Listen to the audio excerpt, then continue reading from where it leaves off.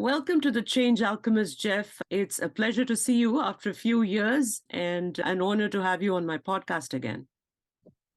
It's great to be with you on a rainy Wednesday here in New York City. Yeah. And it's not yet sunrise in Cupertino, but lovely to talk to you.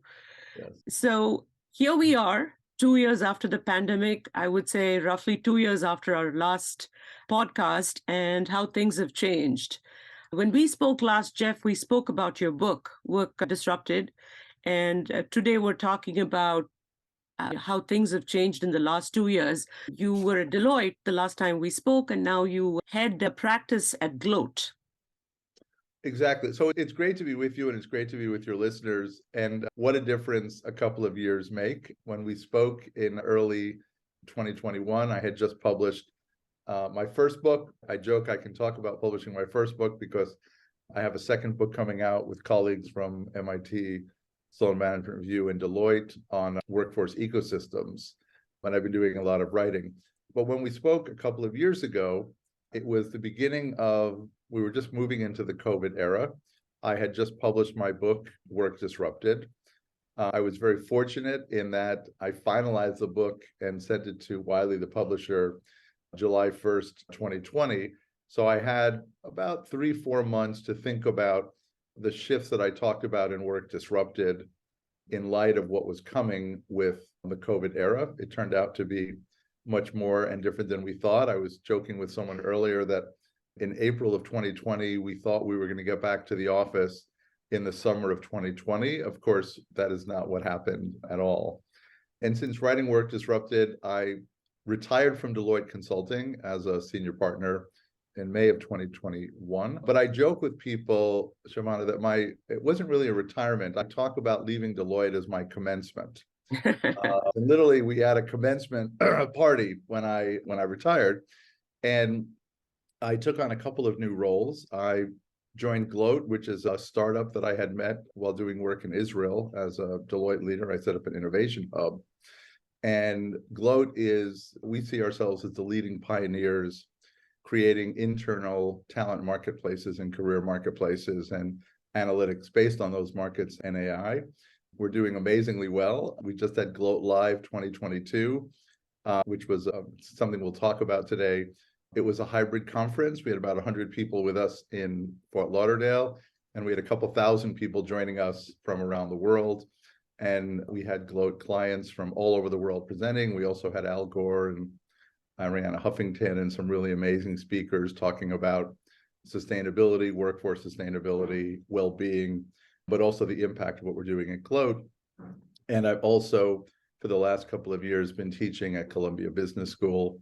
I teach a course that we developed on strategy and leadership in the future of work, really looking at the future of work agenda in terms of how does it empower strategy, corporate strategy, organizational strategy, and what does it mean for leaders? What do we need to do differently? So I've been busy doing a lot of writing, talking to people around the world. It's been a fascinating time, and it's been a transition and really an evolutionary time for my thinking, and I'm really keen to talk about that with you today as well. Yes, Jeff, I'm excited to hear your insights, as I'm sure my listeners are, as we move into 2023. What has changed, Jeff, in your mind since we last spoke? Because I know the future of work was still a sort of word that people didn't really know about. Now it's a cliche. What's your perspective? No, it's interesting. In 2020 and 2021, we saw a sea change around the future of work. I couldn't agree more. I think in the last decade, the future of work for many organizations was a set of pilot projects. It was a thousand flowers bloom era. And most organizations around the world, most companies had a small portfolio of what I would call future of work experiments around how people and technology work together, which was really the big issue in 2019 and 2020. If you were to go back and look at future of work headlines at the end of the last decade, just prior to COVID, what we were talking about was the robot apocalypse, right? Machines are coming for our jobs. And I think what's changed is if we look at human-machine collaboration, we look at the workforce, if we look at the workplace, a couple of things have changed. One, the workplace issue really has zoomed to the top of the agenda, right? So we've been, in the last few months, the last year, we've been very focused on how to make hybrid work, the whole role of remote work. I think another way of looking at what changed was during COVID, we had no choice but to do as much remote work and learning and living as we possibly could. At one point in 2020, half of the global workforce that could work remotely were working remotely. Of course, many people in healthcare and essential services could not do that, but a lot of work that we could do remotely and virtually was done.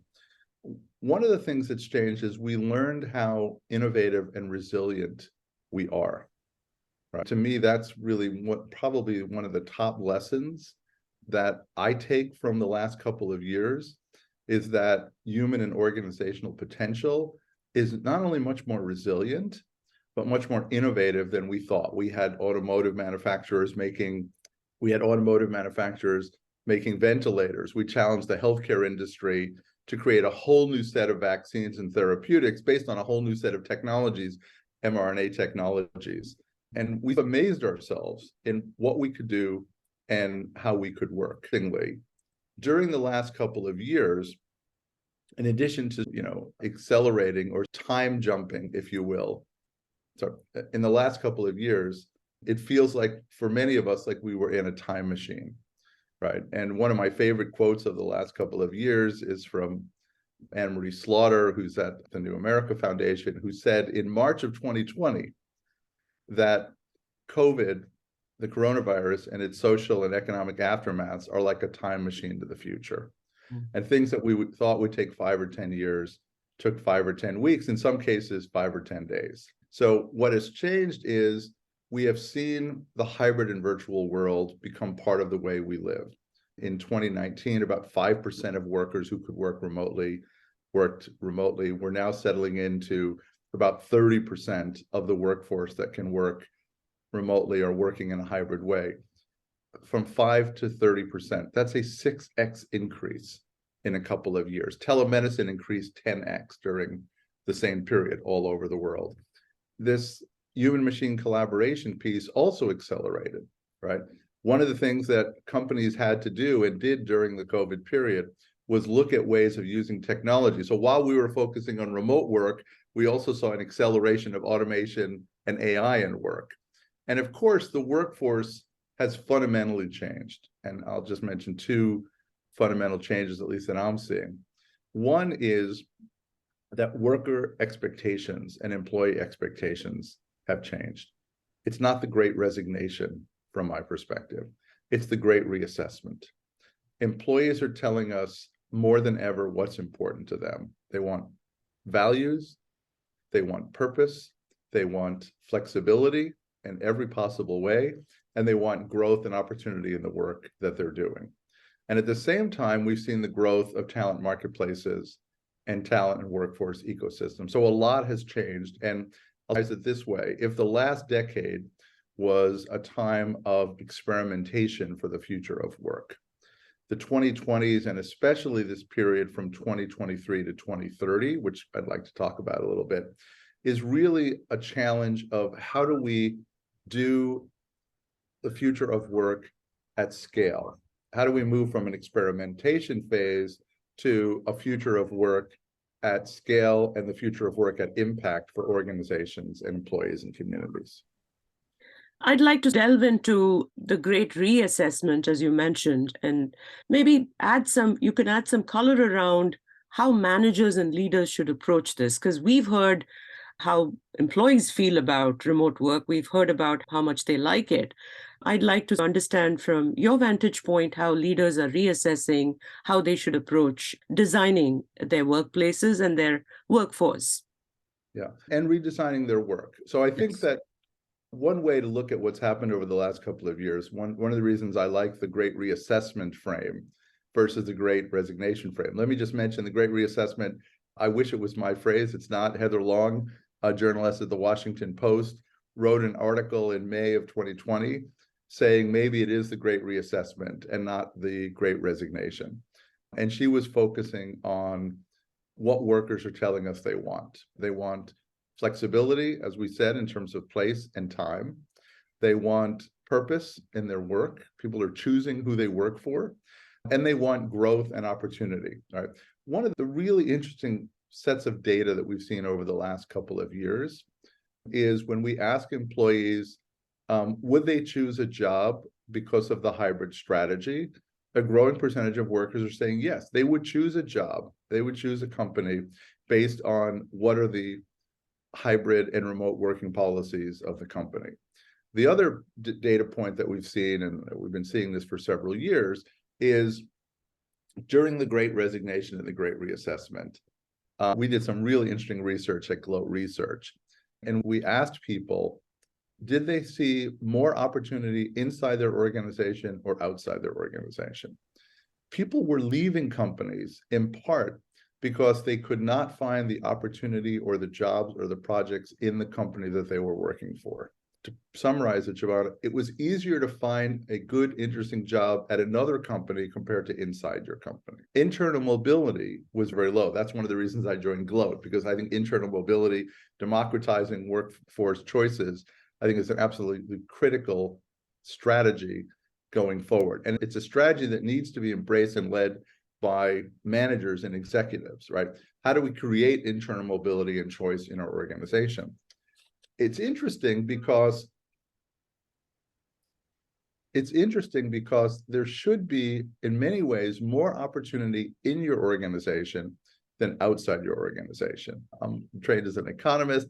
It's a market failure for your employees to say, I can get a better job by leaving than I can by staying, right? And so that's what employees are telling us. They're telling us they want flexibility, they want purpose, they want growth and opportunity. That becomes the agenda for how do we reimagine and redesign and re-architect workforces and workplaces, right? So I think the challenge right now, one of the themes of my thinking over the last year has been that we are in one of the greatest reframing moments for work and careers in our lives. And the work of managers and executives is to actively lead that reframing, to think about what we can do given the reassessment of workers and changing worker expectations so that we can integrate flexibility and purpose and growth and opportunity into what we do. That means focusing on internal mobility. That means coming up with policies that allow a whole set of continuum of choices around in-person and hybrid and remote work. And I really think that becomes the agenda for the next couple of years. In the last couple of years, we had to adapt, right? And we adapted really well. It wasn't easy, but I think we amazed ourselves in terms of what we could do. The question, and I think the challenge for managers in the next several years, is how do we move from an adaptation mode to a reimagination and a redesign mode around these workforce, and workplace questions. And when you think about that, the redesigning of workforce, and workplace, what trends are you seeing from the research? Are you seeing that people are moving away from cities? Are you seeing that people are becoming digital nomads? What are some big trends that you see? I'm tempted to say all of the above. So I live in New York City, and during COVID, I think one view was that big cities are going to die and wither. I will tell you that New York City has done none of that. New York City is used to be an even more vital place. I think place is becoming important. I think it's really, and this is something I was talking about at the class that I teach at Columbia Business School, that we are living in an age of paradox, right? So people are moving out of cities and people are moving into cities, right? Satya Nadella said about hybrid work, he talked about the hybrid paradox. 70% of employees want more connection with their colleagues, and 70% of the same group want more flexibility in their work. And so the challenge becomes, it's less about cherry picking trends and observations. I think we're seeing a little bit of that. I think it really is an and question right now, right? How do I create a workplace strategy that works across in-person, hybrid, and remote? How do I create opportunity in my organization where people have the most choice in my company, but we don't want to do it in a disruptive way? There's one of the things that we look at, and when we talk about offering choice in terms of internal mobility, is the challenge of what I think we call talent hoarding, right? Most managers don't want their employees to go to work for another division in their company. In fact, in some companies, if you leave my division and go to work in your division in our company, it's the same metric if you would actually leave the company entirely. Indeed. Which is unfortunate. I was going to say it's crazy, but it is unfortunate, right? So what we're trying to do is this really is this reframing period, as I mentioned. So I think we are seeing a reframing of the questions, right, around how to make hybrid work. That's what Linda Grattan and others have said. That's what Nick Bloom, who studies this for Stanford, have said. I think we have a lot of evidence. We have a lot of insight on these questions. I think one of the challenges right now is to not cherry pick our facts, to really become very deeply rooted in looking at both the evidence and the impact on organizations. And recording this at the end of 2022, we'll be listening to it in 2023. We're recording this at the end of 22. We'll be listening to it early in 2023. And hold on one second. I lost my train of thought. Let me just catch we're recording this at the end of 2022, and we'll be listening to it at the beginning of 2023. And I think one of the big challenges, and I think I mentioned this a couple of minutes ago, is we are deciding as leaders and managers, what's our mental model as to where we are. Right? And the one that I think is in many ways the most powerful and useful is 2023, the end of a detour. Was 2020 and 2021 and 2022 a period where we had to adapt? We had to get on this side road to make it through COVID. We had to do hybrid. We had to respond to the Great Resignation. Or is 2023 and the next few years this period of redesign? Are we on a new path? And to me, that's the really interesting question right now, because it's less about 2023. What I'm thinking about every day now, Jemana, is 2030, right? Mm-hmm. 7 years from now, we're going to hit this magical year of 2030. And it's going to be very different than we thought in 2020. If you were to ask people at the end of 2019 what they thought was going to happen in this decade, none of us expected the 10x changes that COVID has actually helped move us into a new way of thinking. It really is about making strategic choices. Right. And that's why one of the things that I think most proud of in the last few months is a piece that I worked on with former colleagues at Deloitte, which is a paper we published and a podcast we did with Deloitte recently called The Journey to 2030, Choosing the Human Agenda. And I think in 2030, the world is going to look very different than it does today. And I think the opportunity and maybe the requirement in 2023 is to be very focused on what the choices are that we're making. The choices around worker expectations and agency, the choices around longer lives and 100-year lives and 50, 60-year careers, the choices around human technology collaboration, again, not substitution, but augmentation and collaboration, and the choices around digital and virtual and metaverse lives. How do we redesign so that it really works for us as employees, as customers, as citizens? This choice and redesign agenda is, I think, a fantastic opportunity that we have in front of us in 2023 and 2024 and 2025. I know it sounds far away, but 2030, I'm sure will be here very soon. And we'll be doing another podcast about what we said and what didn't work and what did work. So do you feel like the metaverse will be real in 2030, or will it be real before that? I'm not going to make a prediction on when the metaverse is going to be real, but I think if we look at the last couple of decades, in each of the last couple of decades, we have seen technology continue to gallop.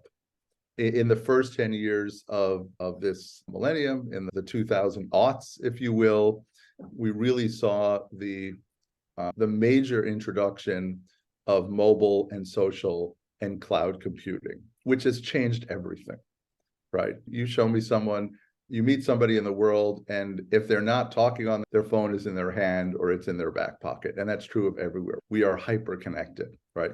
And that was a trend that really came to fore in that first decade of this century.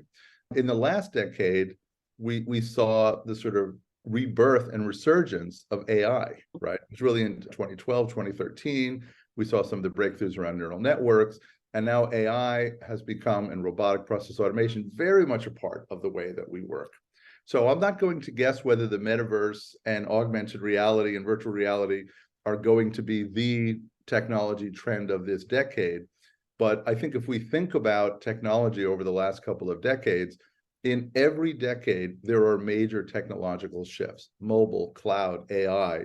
Maybe now it's the metaverse, maybe soon after that, quantum computing. Again, the challenge for us as workers and as managers is to choose the human path to how we work with these new technologies. I would never bet against technology. I think the real challenge for us is, are we doing the redesign work? Are we choosing about how are we going to work with the metaverse? Are we going to deal with the data privacy issues of the metaverse? In the report that we wrote on choosing the human agenda, one of the shifts that we talked about was the battle royale over privacy and security. Right? We don't know how it's going to end up, but we know that we're going to have major privacy and security issues that we need to deal with. So I wouldn't bet against technological change. Maybe it's the metaverse. I'm really interested in what we do as managers and leaders to actually think through how do we create strategies and programs to take advantage of it in ways that make work more human and improve the impact of the work that we're actually doing. Jeff, I'm going to send you another link because we might run out of time. Give me a minute. Okay, very good. Jeff, why don't you walk us through what you think leaders should be doing at the beginning of the new year?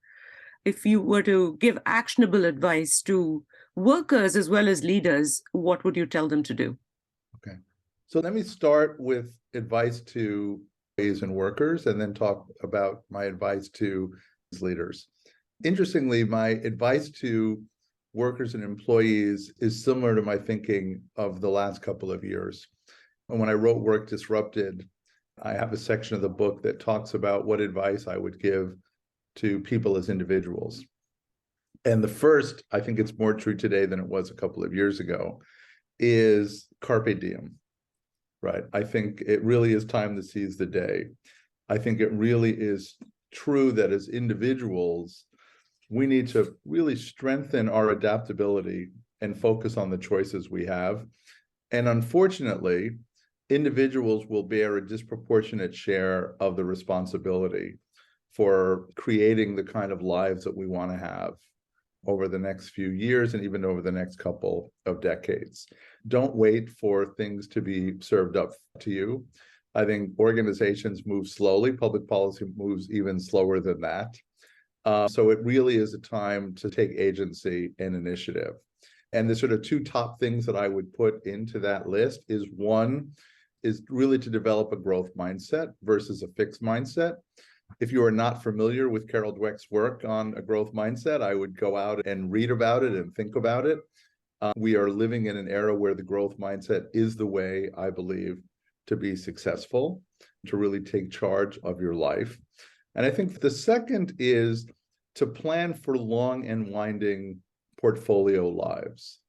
If you are a 20-year-old worker in the 2020s, you have a pretty good shot at living to 100, which means that you're going to be alive in the year 2100. And a career may not even be the right word to use in thinking about it. It's not career planning anymore. It's portfolio life planning. So I really think it's valuable to think of a multi-decade period, 4 or 5 decades, where we are combining work and ongoing education, and of course, all of our personal pursuits. I think that mind shift is very valuable. I think for business leaders, it's really about creating opportunity and unlocking value. One of the things that we get to do as business leaders is we get to choose the questions we get to frame how we are going to lead and how we're going to manage. One of my favorite quotes, I think that I like quotes, is from Alan Kay, who was one of the leaders of Xerox PARC, the research center at Xerox PARC, who said in 1971, apparently it's something that people often attribute a version of it to Abraham Lincoln, which is the best way to predict the future is to invent it. In the last couple of years, we were responding and adapting, right? My very specific recommendation to leaders now is to invent the future, right? I also have an expression I've developed in the last few months, which is to change the game, you need to make game-changing moves. And I think one of the challenges, and this is a real challenge for business leaders, is to think about the headlines that you want to write as we start 2023. What do you want to have said and written about your company in 2024, 2025, 2030, right? If you don't begin these initiatives now, right, the next several years is not a continuation of what we've been doing. If your priorities look the same in 2023 and you are implementing things in your plan from 2019, you're probably not doing everything that you should be doing in order to change the game. And that's a very hard thing to do. That kind of reframing is very hard to do. But I really think that in many ways, that is the priority. I think the challenges around embracing open talent markets and talent mobility and working with workforce ecosystems is something that leaders need to be putting front and center. The whole idea of human machine collaboration, of super jobs and super teams, how people in technology can do things that alone either one of them cannot do, I think really needs to be in the center of. And I think last, and this is especially when I think about HR and talent leaders, the next several years are about much more than optimizing the processes and the workflows that we have today, right? It's literally about doing new and different things as well, which is why I think talent marketplaces and augmented reality and super jobs and super teams are so important to this, because as we started our discussion today, things that we were piloting and experimenting with several years ago in many ways need to be front and center. That's what it means to redesign for the future. That's what it means to not to invent the future that we actually want. It's an incredible time to be a leader. It's a very difficult time to be a leader. We talked about living in this age of paradoxes, but the things that I'm hearing from executives is the challenge and the importance of being bold, the importance of courage, the importance of imagination. I can't think of an era where we used words like bold and curiosity and reimagination as really being central to what we get to do as business leaders and business managers. But it's not an optimization game. It's a creation game. It's a reimagination game. So that's really where my mind is at as I think about the journey from work disrupted as we were starting the COVID period in 2020 to where we are as we're starting 2023. Hopefully you can sense the excitement in my voice as we're talking about it. And I'm hoping that people listening to this are asking themselves, what are they going to do to change the game? And what are those game-changing moves? And to take that as a serious challenge for 2023. And as listeners are listening to this, I'm sure they're excited by the possibilities of what their jobs could look like and what their futures could look like. And I love the quote you mentioned, carpe diem. I think everybody has agency and everybody has to literally seize the day. I know it's exciting to think about 2030, but the ground realities are that the economic headwinds aren't in our favor.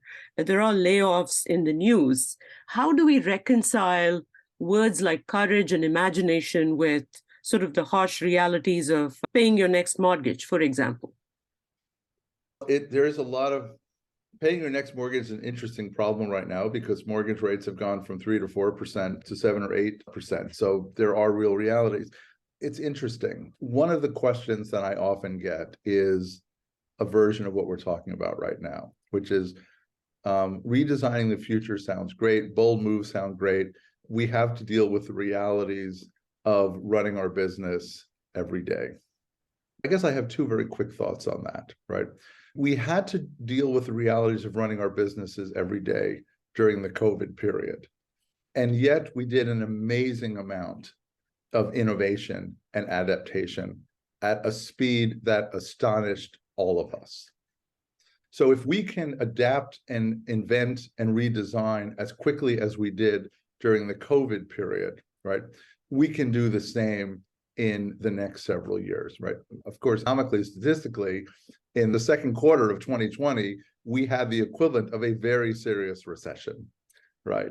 And in order to deal with that, we had to be very innovative. We had to do things very differently, very quickly. None of us were on Zoom and Teams and any of these technologies in 2019. And now we're all using these technologies, and our IT teams figured out how to implement them.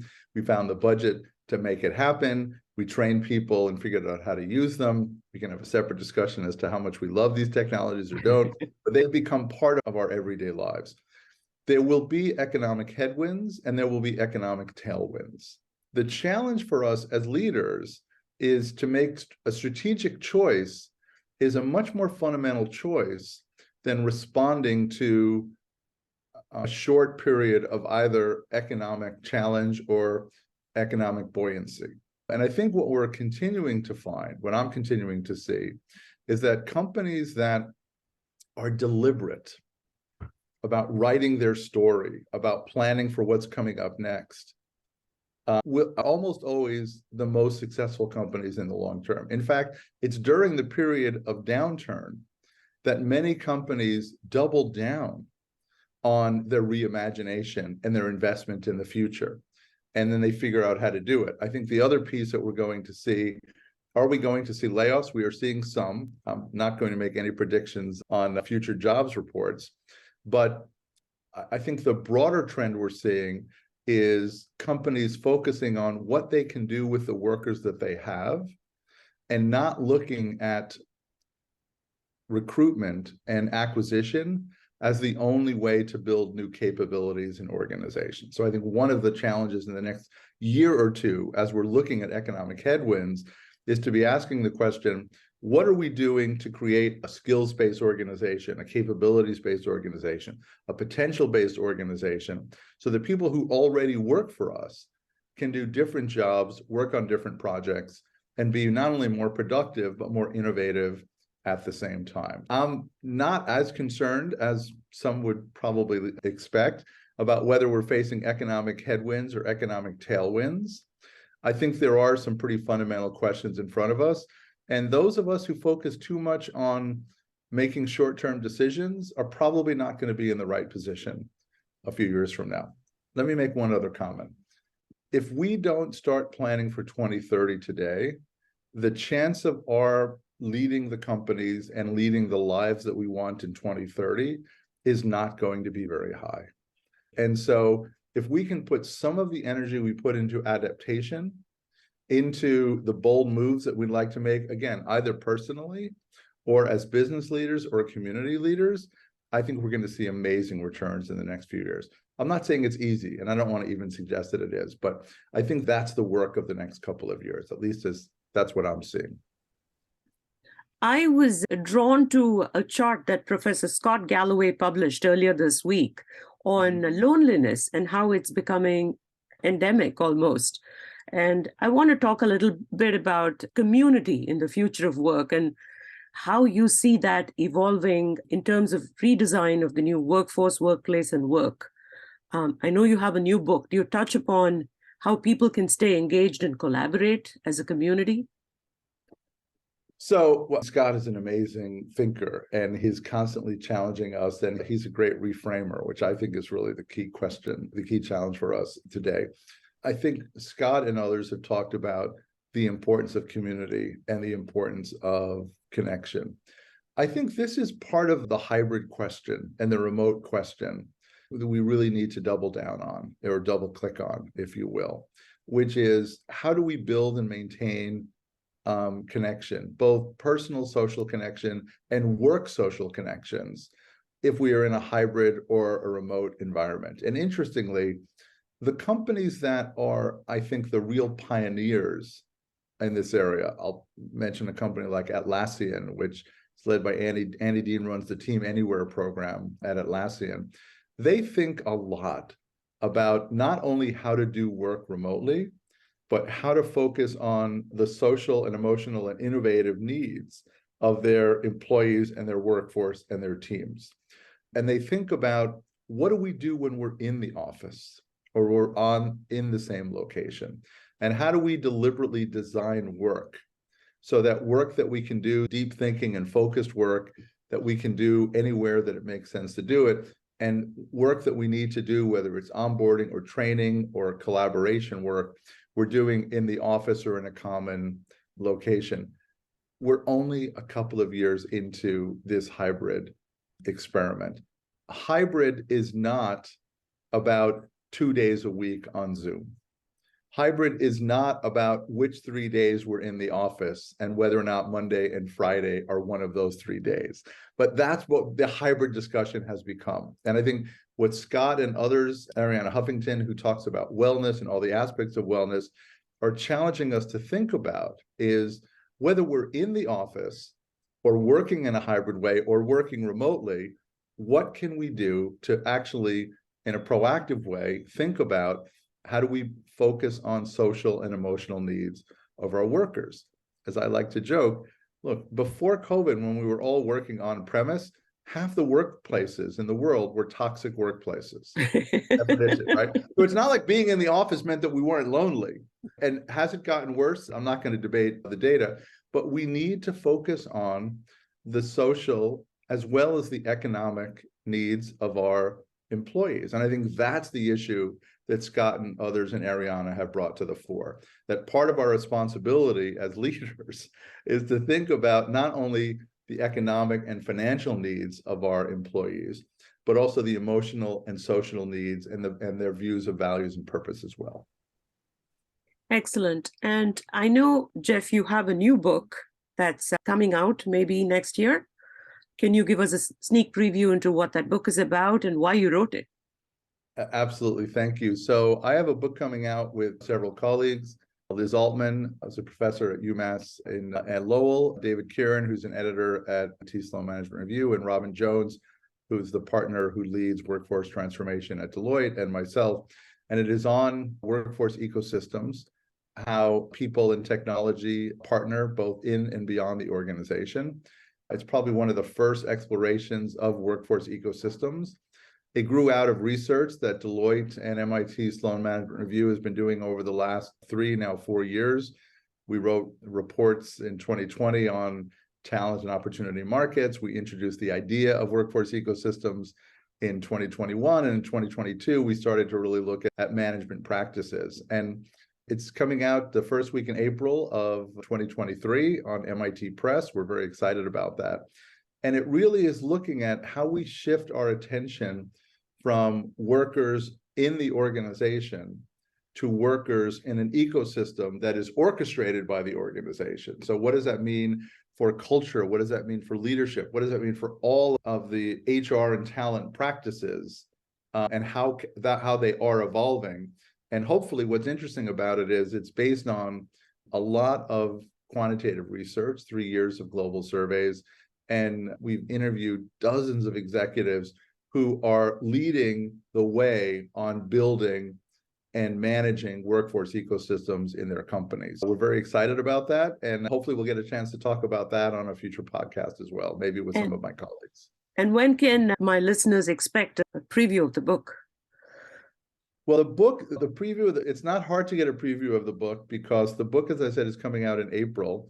Okay. But if you go to either the Sloan Management Review or the Deloitte site, and I'll send the link so we can post it with the program description, you can see the reports that we have written that form the foundation of our thinking on workforce ecosystems, talent marketplaces, and management practices for workforce ecosystems. So you'll get a pretty good sneak preview of the book by reading the reports that were really the foundation, the departure point for our thinking. And there's no question in my mind and in our minds that the shift from a siloed bureaucratic organizational focus to an integrated marketplace workforce ecosystem strategy is one of the shifts that we're going to be leading through and living through in the next several years. It's a really exciting time, Jeff, and I would love to hear what you've been influenced by this year. The top books or movies, anything that's struck you as we go through the year. It seems to have just gone by. What have I been influenced by? I am a pretty voracious reader. Hopefully your listeners know I publish a research roundup with Gloat every month, and I summarize literally what books and podcasts and articles that I'm reading. People are interested. They can either go to LinkedIn or to Gloat, the gloat.com website, and see that. I think what's most influenced me have been a couple of books and a couple of ideas. Linda Grattan, who I'm very fortunate to get to know as a colleague and friend, wrote a wonderful book on redesigning for hybrid work that came out in April of this year. I think she gets it, as she does on so many issues, exactly right, which is in 100-year lives, when we're working in a hybrid way, how do we redesign workforces, and workplaces? I've been very influenced by that thinking. Adam Grant's book, Think Again. There's a book published by one of the editors of The Economist and some colleagues in Europe called The Framers, on how we're framing questions, and Gillian Tett's book, Anthrovision, on the role of anthropology and cultural anthropology as business leaders. And what they all have in common is that they are all looking at redesigning and reframing and how we ask the questions. So I'm fascinated by that work. Of course, you mentioned Scott Galloway's. Much of Scott's work is challenging us to really think about, are we focusing on what's right in front of us, or are we focusing on what's important and what's going to reframe going forward? So those are some of the things that I've been thinking about that have really influenced my thinking. And then lastly, I mentioned Gloat and Gloat Live when we were starting this discussion. 3 things that have really influenced me is looking at the kind of innovation going on in companies. Again, I'm very focused on talent marketplaces. What our clients at Gloat have done about that has really been remarkable. And that's all on gloat.com. Arianna Huffington's work on wellness and on living thriving lives, I think, has really influenced me. And then lastly, I mentioned it briefly earlier, Al Gore challenging us to think about sustainability, not only of the climate, but also of the workforce, I think are very inspirational in terms of thinking what's going on. So I think there are a lot of leaders and markets and visionaries out there. And I think our job is to do the work of this redesign and reinvention. So some of the things I mentioned, people might find helpful. Very inspiring, and I look forward to reading your book very soon. Thank you, Jeff, for your time. And please visit if you're in the Bay Area, and I will make it a point to come and say hello if I'm in New York. I appreciate the time today. I will end by saying Carpe Diem, which I think is going to be hopefully one of the themes of 2023. And I really appreciated our time today. Thank you. Thank you, Jeff.